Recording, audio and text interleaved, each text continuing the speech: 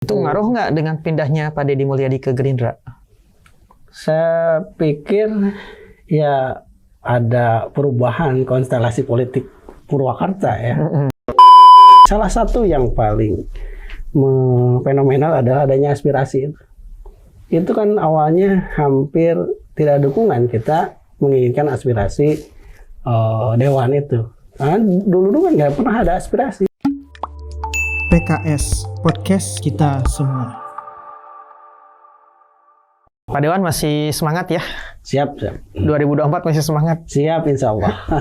Bedanya di pemilihan 2024 sama 2019 apa tuh Pak Dewan? Oh, jelas berbeda ya. Gimana? Karena dulu ada sesuatu yang tidak diinginkan, tidak harapkan dan terjadi. Sekarang tentunya berbeda. Kita mempertahankan kursi PKS yang sudah ada. Itu 5 ya? 5 ya. Mudah-mudahan ya bisa berlipat ya. Amin. Target berapa nih jadinya? Nambahnya jadi 11 kalau 11. 11. Dari Dapil 3 berapa? Nambah tadi kan 2. 2. Ya, nambah 1 berarti ya. Otomatis kerjaan berat lagi dong. Ya, tentunya ini perlu kerja ekstra ya, yang dulu hanya dapat 1 kursi 6.000, sekarang harus 3 kali lipat. 18.000 berarti. Sekitar 19. Oh, dari ya 21. Satu kursinya atau untuk dua kursi. Untuk 2 kursi. Ya. Kalau memang targetnya 2 kursi ya harus 3 kali lipat itu. Apa sih yang Pak Dewan sudah lakukan di Dapil 3 tuh? Kita pengen tahu nih, Pak. Ya kalau sejak dilantik menjadi anggota dewan, tahun pertama memang kita agak keberatan karena nggak ada aspirasi itu ya, nggak ada anggaran aspirasi, agak kebingungan. Cuma memang karena kita sinergi dengan DPR RI dan provinsi, alhamdulillah tahun pertama pun kita sudah ada realisasi pembangunan dari PKS maksudnya. Ya, dari PKS ya, kita mendistribusikan ke Dapil 3. Itu pembangunan irigasi di beberapa tempat memang bukan dari APBD Purwakarta, tapi karena koordinasi kita dengan PKS DPR RI gitu. Dulu kan Pak Dewan maju lewat ini ya, lewat pekerja ya, pekerja. Lewat buruh lah ya. Lewat buruh. Sekarang masih begitu juga nggak? Kalau jaringan komunikasi masih terbangun, alhamdulillah. Kita tetap, walaupun kita tahu bahwa sekarang kan punya rumah sendiri ya, istilahnya buruh itu, tetapi di Dapil 3 kan bukan basisnya para pekerja ya, bukannya basis buruh gitu, lebih ke pertanian ya. Alhamdulillah mungkin ya agak terpengaruh, tapi nggak terlalu besar lah, karena jaringan kita adalah jaringan para masyarakat petani ya, kebanyakan seperti itu. Strateginya berbeda juga dong, Pak Dewan sekarang? Kalau strategi sih hampir sama. Kalau dulu itu door to door, kita ke rumah-rumah memperkenalkan diri hendrawan dari pekerja ya, dari buruh ya. Dan dulu pun ketika 2019 saya door to door, lebih ke kita berbicara tentang infrastruktur pertanian, karena daerah kita, wilayah kita Dapil 3 adalah wilayah zona hijau itu pertanian. Ya. Jadi kalau berbicara buruh agak nggak nyambung, karena mereka lebih banyak ke dunia pertanian. Yang concern di soal kesehatan itu gimana Pak Dewan? Dari dulu memang tetap berjalan sampai dengan sekarang, alhamdulillah. Saya juga ada mobil operasional tersendiri untuk relawan kesehatan. Ya, alhamdulillah ya, tetap berlangsung, nggak berhenti gitu ya. Dari sejak kampanye, setelah dilantik, kemudian sampai dengan sekarang, alhamdulillah kita terus mobile melayani masyarakat yang setiap pekan ada aja yang ini. Ada, bahkan satu hari bisa 3 pasien sampai jam 1, bahkan sampai subuh relawan itu mendampingi masyarakat. Relawan Didin Hendrawan. Nah, relawan Kang Didin Hendrawan. Kang Didin Hendrawan, aduh saya kualat bisa nggak pakai akangnya ini. Ya, Pak Dewan, kalau dari segi perbekalan ya, sebelum jadi anggota dewan dan sekarang sudah jadi anggota dewan itu, lagi-lagi saya pengen tanya bedanya apa, Pak? Kalau dulu memang rekan-rekan pekerja itu mempersiapkan ya, segala persiapannya ya, karena memang saya mah karyawan biasa ya, ketika dicalonkan ya terserah para pengusung gitu kan. Saya nggak ikut campur masalah pembiayaan dan yang lain-lain, tapi saya tetap mau bergerak. Diajak kemanapun, dijadwalkan kemanapun, saya ikut bergerak. Tapi uang dapur nggak diganggu ya dulu saat itu. Tapi karena setelah dilantik itu komit kita, kalaupun nanti ada calon dari rekan-rekan pekerja itu pasti mencalonkan yang lain itu kan. Nah, saya harus sudah siap dari sejak awal bagaimana memperkenalkan ya. Akhirnya dari sejak awal dilantik ya harus turun ke masyarakat dengan biaya dari yang ada, dari gaji dan yang lain-lain. Itulah menjadi pembiayaan proses kampanye saya dari sejak 2019 itu. Repot nggak ngaturnya, Pak?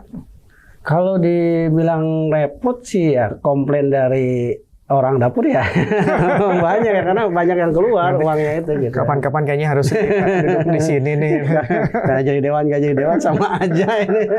Kebagian gitu. Seperti itu. Pak Dewan, PKS kan ngusung Pak Anies Baswedan ya sebagai capres. Itu ada pengaruhnya nggak di Dapil 3 terutama? Luar biasa, karena memang masyarakat sekarang melek media ya, melek politik juga, tahu yang viral seperti itu, kemudian tentang Pilpres juga mereka mengikuti, dan alhamdulillah bahkan yang mereka minta tentang poster dan yang lain itu ada Pak Anies Baswedannya. Alhamdulillah di beberapa lokasi, di beberapa wilayah ya mayoritas sangat respect terhadap Pak Anies Baswedan, walaupun memang di beberapa titik yang notabene dulunya adalah pemilih yang lain ada aja. Saya kalau ke DPRD-nya milih Pak Dewan gitu, tapi untuk yang itunya nanti masih sudah punya pilihan sendiri gitu ya. Lagi seperti itu. Ada seperti itu.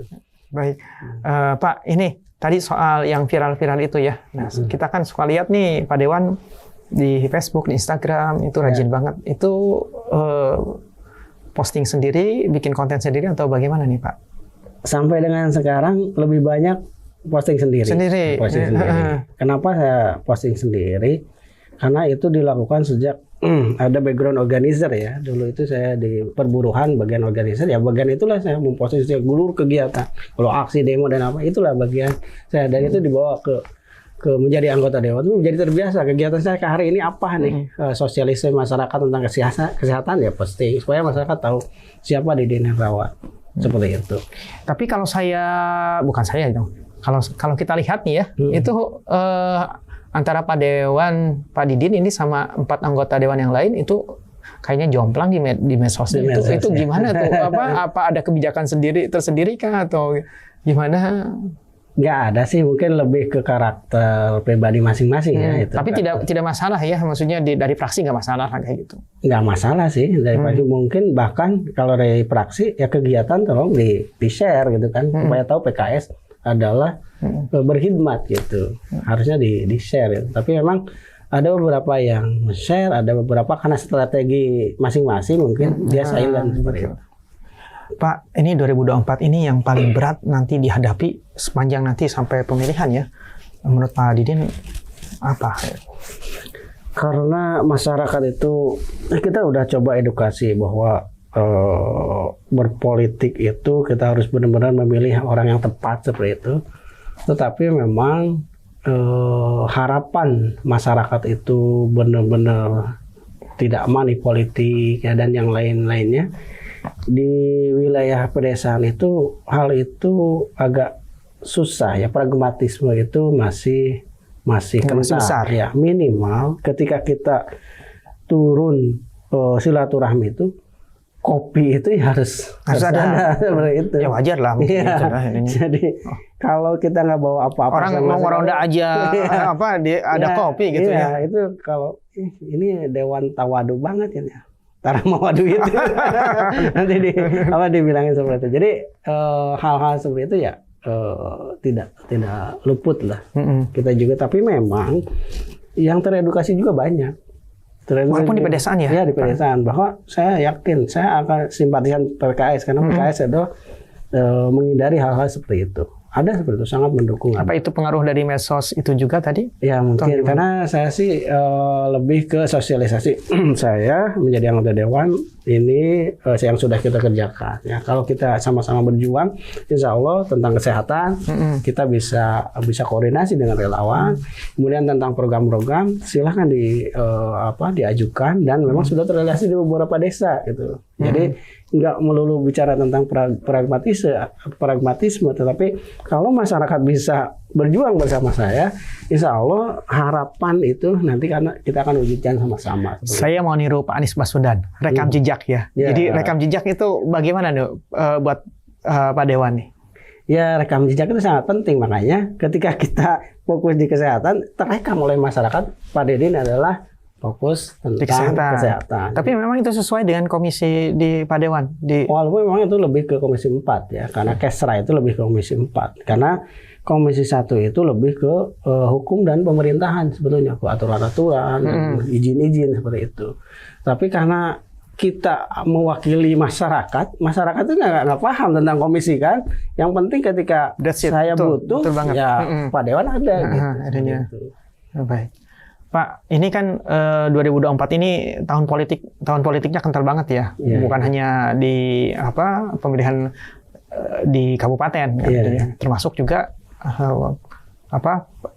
bupati ya ininya, bupati kemudian. Nah, ini Ambu Ahne nih murid Pak Dewan ya sebagai anggota Dewan, murid Pak Didin sebagai anggota Dewan. Bagaimana penilaian selama ini? Selama ini ya dengan visi misinya yang 9 langkah itu, saya pikir sih cukup berhasil ya. Hanya saja ada koordinasi yang perlu diperbaiki ke depan oleh bupati yang akan datang. Karena kita tahu ada beberapa paripurna yang tidak terselenggara dengan baik. Itu gimana tuh Pak Dewan tuh? Ya itu lebih ke komunikasi politik ya saya pikir, karena lembaga DPRD itu adalah produk politik, sehingga peranan politik ya lebih kental. Waktu itu PKS hadir di paripurna. Waktu itu PKS adalah bagian yang hadir. Mendukung paripurna. Kenapa? Karena kita berpikir bahwa kalau paripurna tidak terselenggara, anggaran pembangunan daerah ada yang terhenti. Artinya tidak ada pembahasan perubahan. Nah itu kan kita lebih, mana yang lebih penting ya masyarakat. Masyarakat butuh anggaran pembangunan itu, harus ada paripurna ya. Kita sih nggak tahu tentang arah politik mereka yang nggak hadir itu kan. Yang kita perhatikan adalah masyarakat. Dan itu bukan urusan Pak Didin sama teman-teman di ya. Bukan urusan saya. Bahkan kenapa kita hadir? Karena tahapannya, proseduralnya sudah dilalui semuanya. Apalagi gitu kan?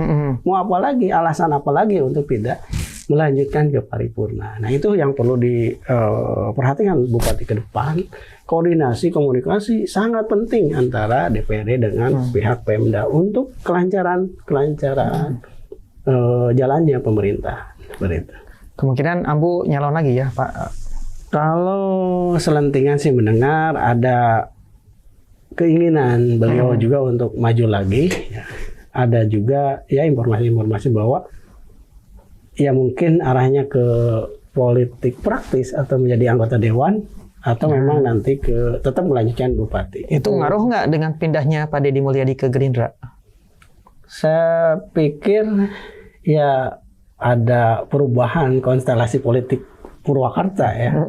Yang dulu gerbongnya Golkar, gerbongan Golkar sekarang beralih ke Gerindra. Yang dulu Golkar sangat kuat gitu kan. Nah, dengan beralihnya Pak Deddy Mulyadi mungkin dari Golkarnya karena ditinggalkan ya ini menjadi kekosongan. Tapi mungkin Gerindranya yang akan gemuk ya. Akan gemuk seperti itu. Karena ada gerbong yang ditarik. Saya masih tertarik nanyain soal bupati ya, calon bupati ya. Dan kita ada satu nama yang namanya yang lama ya, Kang Ipin ya. Nah itu menurut Pak Dewan tuh gimana sekarang nih peluang beliau karena saya lihat juga, kita lihat ya di mana-mana poster beliau juga sudah tampil kayak gitu. Iya ya. Kalau masih di jalur independen karena kita sudah punya kursi ya. Berbeda tentunya dengan yang 2019 kita bisa totalitas mendukung beliau. Tapi kalau sudah punya kursi ya tentunya kita akan mengusung melalui jalur itu kan. Jalur itu. Nah, kalau memang Kang Ipinnya itu tetap di independen ya tentunya jalurnya berbeda ya.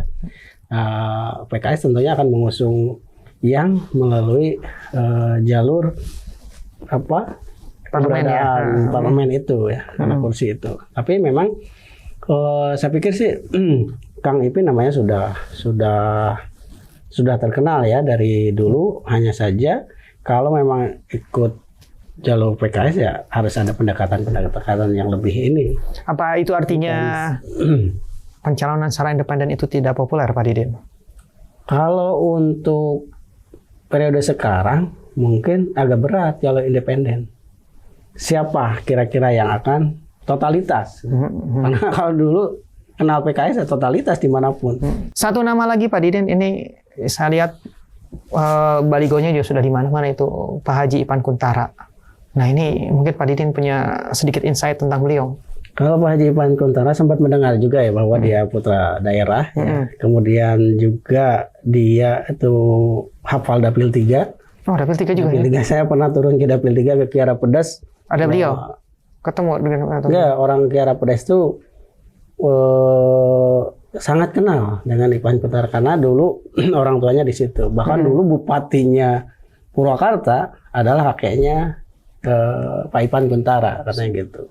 Sebelum ini mungkin Pak Benyamin Dudi. Oh sebelumnya ya. Iya. Saya tidak tahu waktu SMA. Saya juga nggak begitu belajar. Tapi pas ke Kiara Pedas, di sini keluarga Pak Ipan Kuntara. Gitu. Jadi sudah ada terahnya dulu ya. Ya, karena bagian wilayah silaturahmi, akhirnya mengenal Pak Ipan Kuntara di situ. Dia orang Dapil 3. Kasih bocoran dong, ada nggak gitu maksudnya peluang-peluang apakah Pak Haji ini rapat ke PKS atau gimana? Kalau boleh, kalau enggak sih ya keep dari kode aja lah. Gitu. Ini mah bagiannya tim komunikator mungkin. Saya nggak masuk ke daerah itu. Ya hanya dengar-dengar saja seperti itu. Baik, Pak Dewan, saya pengen tanya tentang bagaimana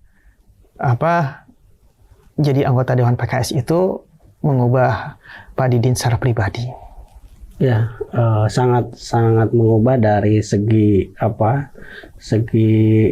kebiasaan ya yang dibangun oleh PKS adalah akhlak yang kepribadian. Yang dulu yang mungkin tidak pernah saya temukan di sini kita digembleng ya untuk selalu tujuan kita bukan hanya dunia ya. Tujuan kita adalah akhirat, di mana kita selalu diingatkan tujuan kita adalah dunia dan akhirat. Tujuan kita adalah dunia. Ini yang membedakan. Itu memang selalu diulang-ulang gitu. Selalu diulang-ulang bahwa kita adalah separtai. Juga kita harus membawa terus nama baik partai juga. Kita jangan sampai mencoreng nama besar partai seperti itu.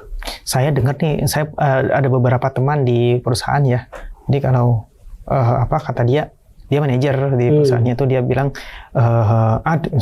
kalau lagi ada kunjungan itu ya, ini biasanya perusahaan sudah nyiapin sesuatu lah gitu. Tapi saya kalau ke PKS itu saya nggak pernah gitu.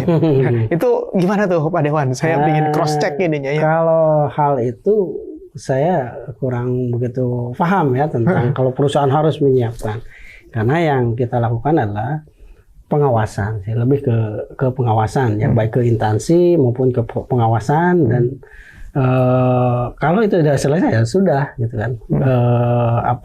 Kewajiban yang kita lakukan adalah pengawasan, artinya perusahaan dilihat dari segi perizinan dan lain-lain, kontribusi terhadap lingkungan dan yang lain itu sudah terpenuhi ya sudah ya. Tapi kalau kita minta nanti dihidangkan ini ya saya nggak pernah.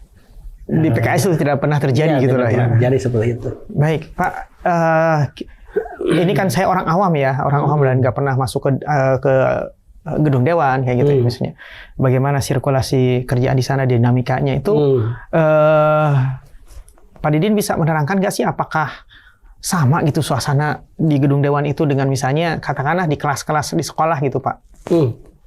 Berbeda kayaknya. Apalagi saya lama di perusahaan ya, di mana semua disiplin terjadi artinya waktu ke waktu itu ya. Nah itu gimana tuh idenya? Kalau di dewan itu sangat dinamis. Sesuatu yang sudah kita jadwalkan hari ini mungkin bisa berubah kemudian gitu kan. Dinamis atau tidak konsisten? Mirip-mirip seperti itu. Tapi memang satu hal yang berbeda. Tapi kita juga coba memperbaiki ya. Kita juga memperbaiki karena kita backgroundnya adalah prosedural seperti itu, ya kita coba sesuatu yang baik kita terapkan di di lembaga ya, seperti penyusunan tata tertib ya. Kita rapikan dari segi redaksional saja kita. Karena kita sudah terbiasa bikin perjanjian kerja bersama seperti itu ya. Jadi kelihatan kalau dari segi tulisan, narasi dan yang lain-lain ya gitu. Hal-hal seperti itu. Kemudian juga kita usulkan setiap ada rapat bikin berita acara sebenarnya seperti itu. Hal-hal yang kurang kita sempurnakan. Dulu belum ada gitu ya atau gimana? Ya sempat diingatkan aja. Sempat diingatkan. Ya mungkin dia bikin tetapi kita nggak pernah lihat gitu kan mana hasil rapatnya gitu. Selalu diingatkan. Kalau perlu kita bikin formatnya kita bikin. Jadi rekam jejak ya tadi. Ya, alhamdulillah. Ada banyak perubahan sih setelah PKS masuk. Ya suasana mungkin berubah. Banyak yang kita kritisi. Salah satu yang paling fenomenal adalah adanya aspirasi. Itu kan awalnya hampir tidak ada dukungan, kita menginginkan aspirasi dewan itu. Nah, dulu kan nggak pernah ada aspirasi, dewan itu nggak membangun. Dulu itu nggak ada anggaran membangun. Nah, ketika kita masuk, tahun pertama adalah tahun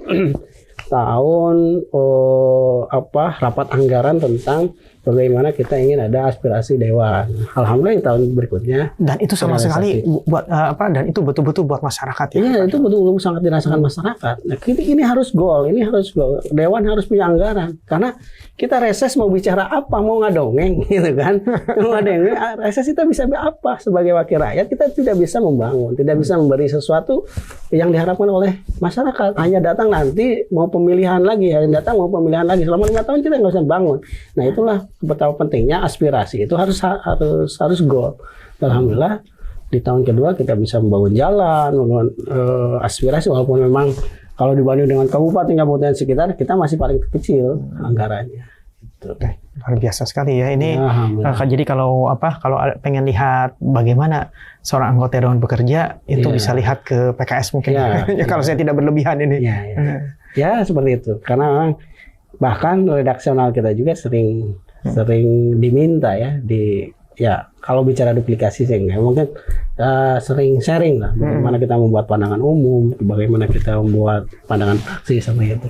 Alhamdulillah kita terbiasa dan kita selalu bacakan setiap pandangan umum, setiap pandangan praksi. PKS nggak boleh nggak dibacakan karena itu adalah hal yang krusial. Ini adalah wajah dari PKS, ini adalah aspirasi PKS yang harus didengar oleh bupati dan jajarannya gitu. Makanya mau ngantuk mau apa PKS ketika suruh baca ya baca.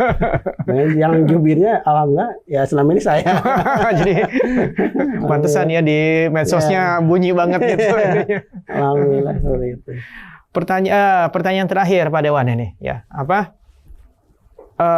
Kalau misalnya ditakdirkan 2024 itu PKS dapat 11 kursi, apa yang mau ditawarkan sama Pak Didin secara pribadi di Dapil 3? Dapil 3 ya.